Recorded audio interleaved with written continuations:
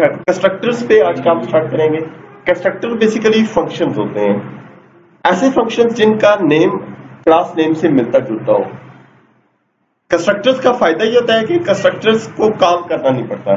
जब किसी भी क्लास का ऑब्जेक्ट बनता है तो कंस्ट्रक्टर्स ऑटोमेटिकली कॉल हो जाते हैं। कंस्ट्रक्टर आपको कुछ वैल्यूज रिटर्न नहीं करेंगे। वैल्यूज रिटर्न करने के लिए आपको कुछ अलग फंक्शंस बनाने पड़ेंगे जो वैल्यूज को रिटर्न करेंगे, ठीक है ना। यहां पर मैं एक प्रोजेक्ट ले लेता हूं, इसको लेक्चर 5 नाम दे देते हैं।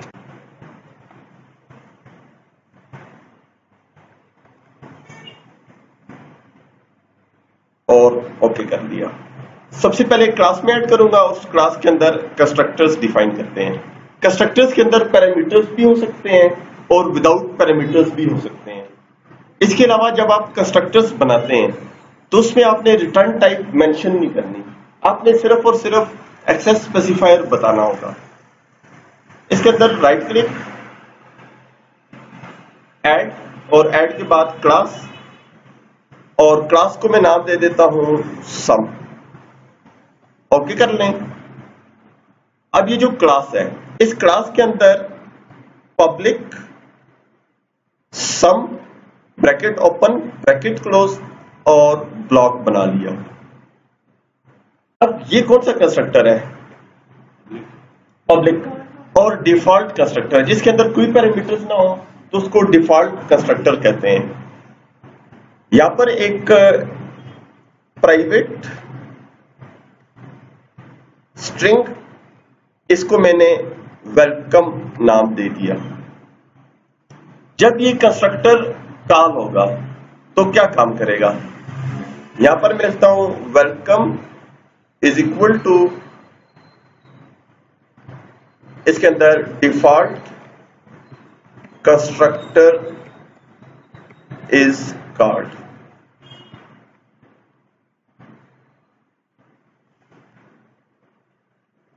तो ये क्या करेगा? जब कंस्ट्रक्टर कॉल होगा तो इस वेलकम को एक स्ट्रिंग वैल्यू असाइन की जाएगी, ठीक है। और इस स्ट्रिंग वैल्यू को हम अपने मेन प्रोग्राम में कॉल करना चाहते हैं, तो या तो इसका पब्लिक रख के एज अ वेरिएबल एक्सेस कर लें, और दूसरा तरीका क्या है कि कोई फंक्शन बना ले और वो उसको रिटर्न कर ले। तो यहां पर मैं एक फंक्शन बना लेता हूं, पब्लिक और स्ट्रिंग रिटर्न वेलकम, या return title, sorry public string, इसको रिटर्न अंडरस्कोर टाइटल नाम दे दिया। और ये फंक्शन क्या करेगा? रिटर्न वेलकम, वेलकम मैसेज को रिटर्न करेगा, ठीक है। क्लास आ गई सम, इसके अंदर एक कंस्ट्रक्टर आ गया पब्लिक सम, और यहां पे इसको खाली छोड़ दिया। जब कोई फंक्शन वैल्यू रिटर्न नहीं करता तो वाइड लिखा जाता है, लेकिन कंस्ट्रक्टर्स में आपने ये गलती नहीं करनी, क्योंकि अगर मैं इसको एग्जीक्यूट करता हूं तो जब आपको एरर दे रहा है member name can not be same as enclosing type. अब ये कह रहे हैं कि फंक्शन का नाम और क्लास का नाम एक जैसा नहीं हो सकता। अब इस सम को एज अ फंक्शन कंसीडर कर रहे हैं, कंस्ट्रक्टर के तौर पे नहीं कर रहा।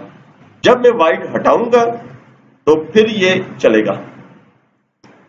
कंपाइलर भी इतना सियाना है कि इसको पता है कि वाइड नहीं लिखना। कंस्ट्रक्टर वैल्यूज रिटर्न नहीं करते तो वाइड फिर एरर देगा, ठीक है ना।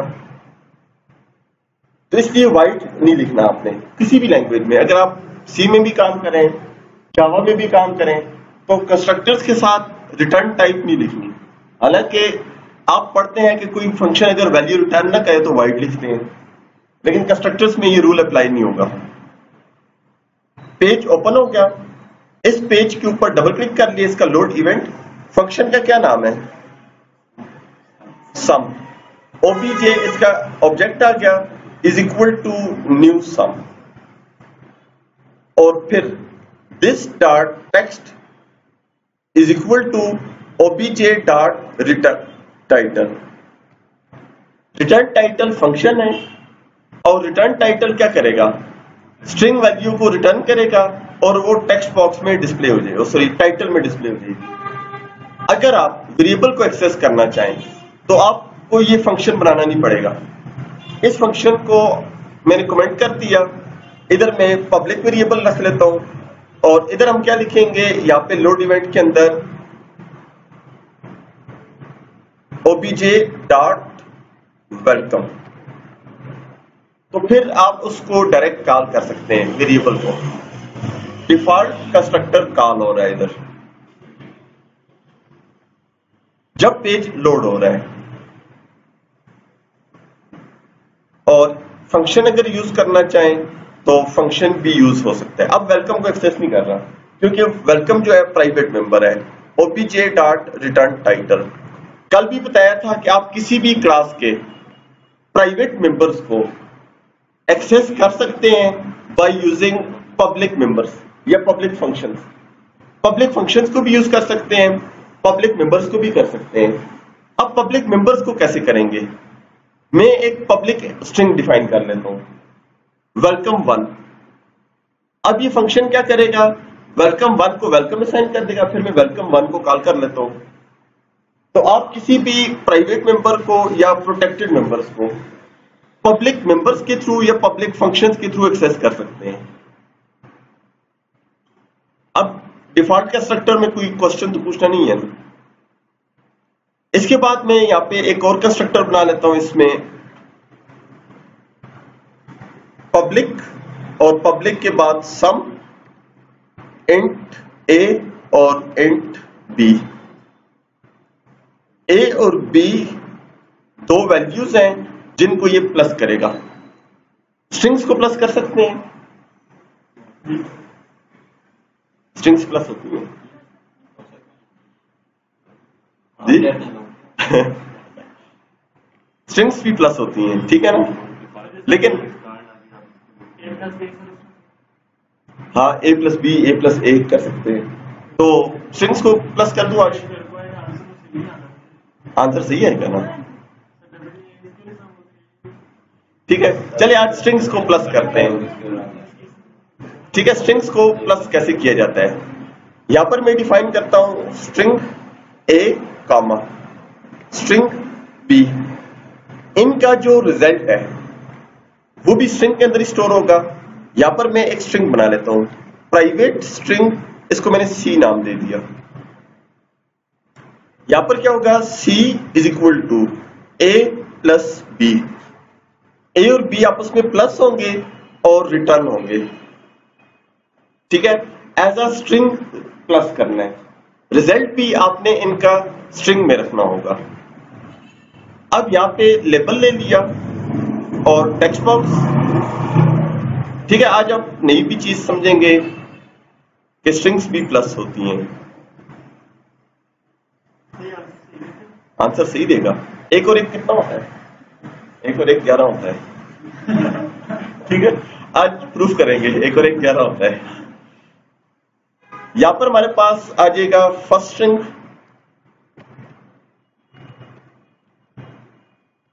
यहां पे ऑप्शन होगी सेकंड स्ट्रिंग,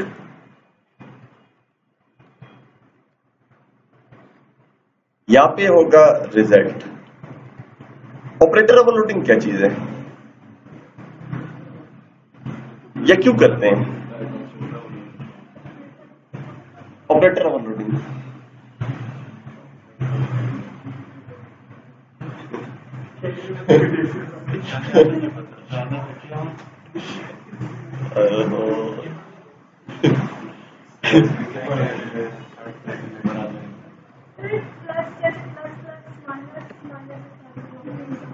वो तो बुक में लिखे होते हैं ना, तो इनका प्लस प्लस क्या करता है, डबल प्लस एडिशन करता है। अगर डबल प्लस से आप सब्ट्रैक्शन करना चाहें तो हो सकती है, नहीं प्लस प्लस ही डालें और वो करे माइनस माइनस।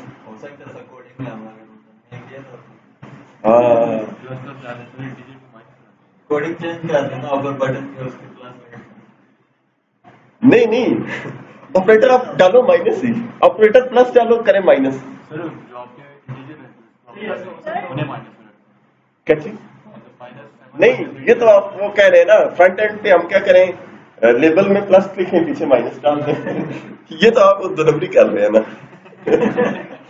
ठीक है, ऑपरेटर ओवरलोडिंग इसी को तो कहते हैं यार। ये ऑपरेटर ओवरलोडिंग क्या करता है, एक ऑपरेटर उससे हम डिफरेंट काम दे सकते हैं, ठीक है ना। तो आप स्ट्रिंग्स के अंदर भी ऑपरेटर ओवरलोडिंग का ही काम कर रहे हैं, लेकिन इसमें ये प्री डिफाइन होता है। यहां पर मैंने सम के अंदर दो स्ट्रिंग्स ले लिए, ए और बी, और ए और बी आपस में क्या होंगे, प्लस होंगे। प्लस बेसिकली क्या करेगा, इनको कंकेटिनेट करेगा। कंकेटिनेट मीन एक और एक 11 हो जाएंगे, दोनों को जोड़ देगा। जिस तरह आप अपना ईमेल अकाउंट बनाते हैं तो आप फर्स्ट नेम लिखते हैं, लास्ट नेम लिखते हैं, जब आप लॉगिन होते हैं तो आपका पूरा नेम आपको डिस्प्ले हो रहा होता है। तो बेसिकली कंकेटिनेशन की जाती है। प्लस अगर इंटीजर्स के साथ लगाएंगे या डबल वैल्यूज के साथ लगाएंगे तो वैल्यूज ऐड होती हैं, और प्लस अगर किसी स्ट्रिंग वैल्यू के साथ लगाएंगे तो वैल्यूज कंकेटिनेट होती हैं।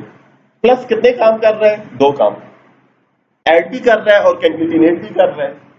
तो इसको ऑपरेटर ओवरलोडिंग कहते हैं कि हम किसी भी ऑपरेटर को मल्टीपल पर्पस के लिए यूज करें। C++ में आप जो ऑपरेटर ओवरलोडिंग करते हैं उनका मकसद ये होता है कि आप प्लस प्लस पे क्लिक करें, लेकिन करें वो माइनस। ऑपरेटर ओवरलोडिंग को चेंज किया जाता है, इसमें मैं चेंज तो नहीं करूंगा, प्री डिफाइन है प्लस। अब यहां पे मैं लेता हूं स्ट्रिंग x, y और z, x is equal to txt and 1.text। इसमें कन्वर्जन की जरूरत नहीं है क्योंकि टेक्स्ट बॉक्स में जो टेक्स्ट होता है वो ऑलरेडी स्ट्रिंग होगा।